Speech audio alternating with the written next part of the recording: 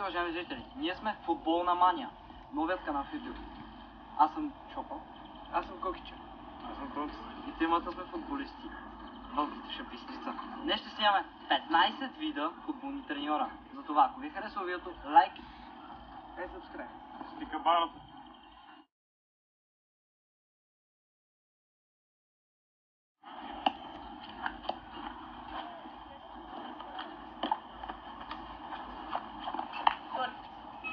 така, браунчета много ми харесва.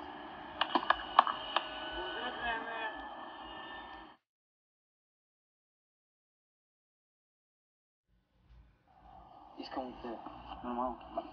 Триъгълника. Разбираш? Триъгълника. Да. Триъгълника. Ясно ли? Тебе искам да го обезличиш това. Той е добър, но не е това, което е. Ясно ли ти?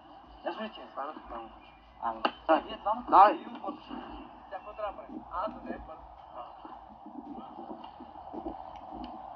Триъгълник, аз!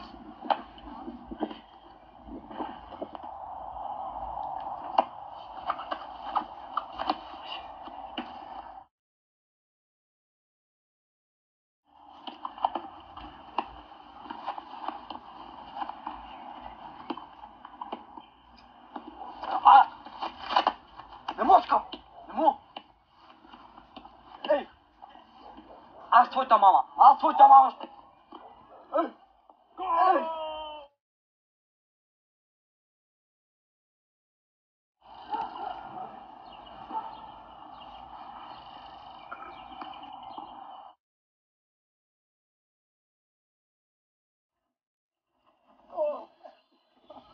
Бабе!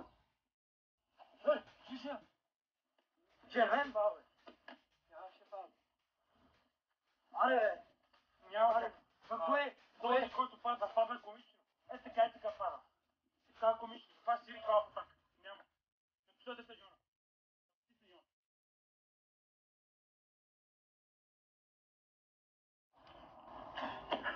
Е! Съдята! Моля ви е така. Той трябва време.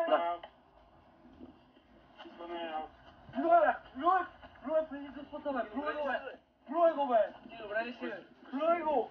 Стига, плюй го! Ма стига, бе! Ма не слушай, Не може така, бе! Миналата година не може така. Не мога така, разбираш ли? Не мога, дори не миналата година, няма тази година да я страна.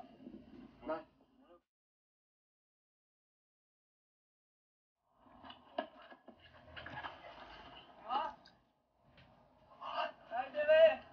Хайде!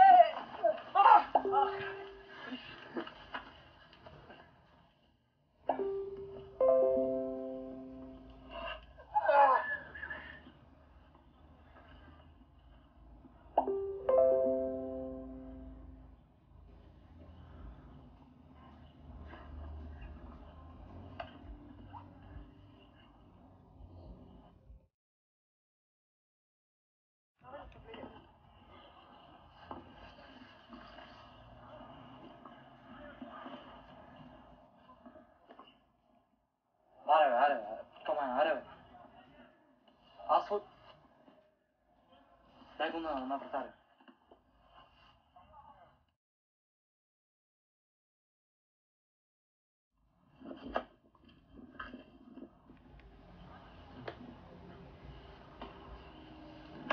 Момчета, нищо, ай, продължаваме, нищо не е станало, ай, ще ги обърнем тия 5 гола, ай, момчета, айде, поздрав, аре, бе.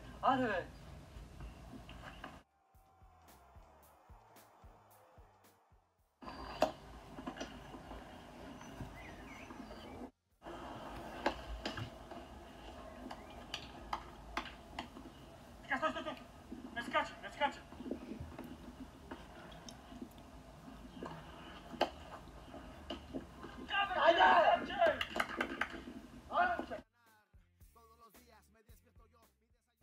Виж, момчета, врато, че играем хубав футбол, айде, продължаваме нашата игра, спокойно.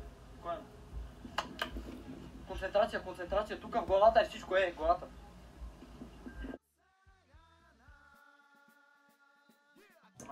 Живот свърта, разбираш ли? Добре! Ако го загубим. Какво става? Падаме! Срам! Няма го загубиш, ясно ли ти? Да, ти. Извяжа го, ясно ли ти? Очета! Елате! Айде!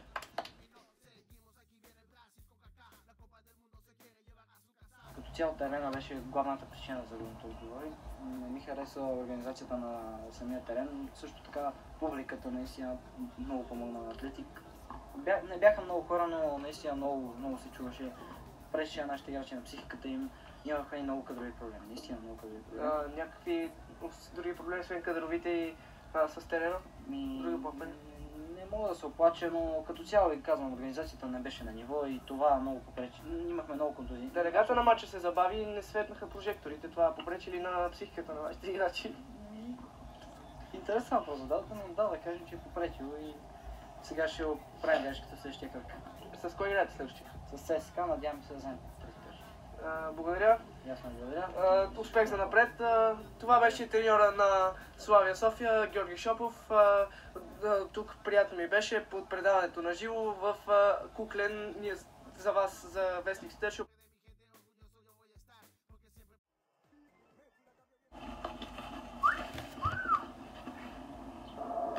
Какъв фал, бе? Какъв фал? Тихо, какъв фал? Напуснете. Please.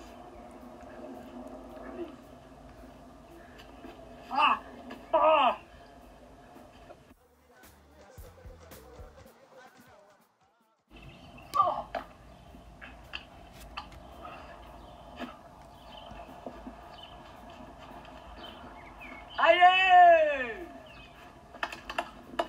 Браво, чуче! Браво, чуче! Стига за блатва, стига за блатва, браво! Браво! Какво ще кажеш, бе? Айде! Браво, браво, чуче! Момчета, продължаваме! Айде! Бяга майката!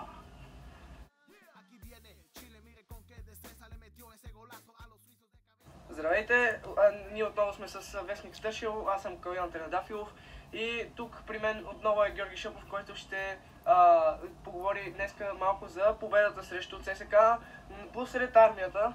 Здравейте, господин. Днеска няколко думи за днешния матч, който спечелихте много честно. Победихме 3-0, но въобще не съм доволен. Много съм недоволен. Защо?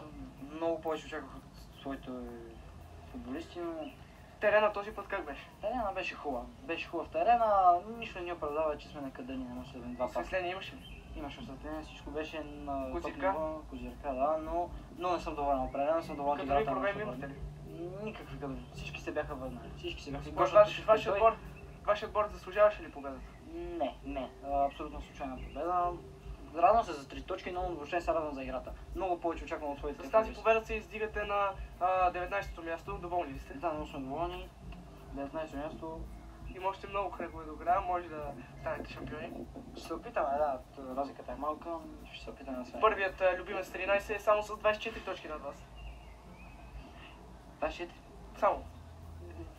Не сме близко. Благодаря. Да. Това беше треньор на ПФК Славия Георги Шопов, който днес даде интервю. Този път нямаше проблеми с стадиона, делегата, осветлението, козирката и т.н., но не беше доволен от играта. Благодарим, че гледахте това видео, нашето първо видео. Надяваме се да ви е харесало. Ако ви е харесало, лайк And subscribe. Включи камбаната.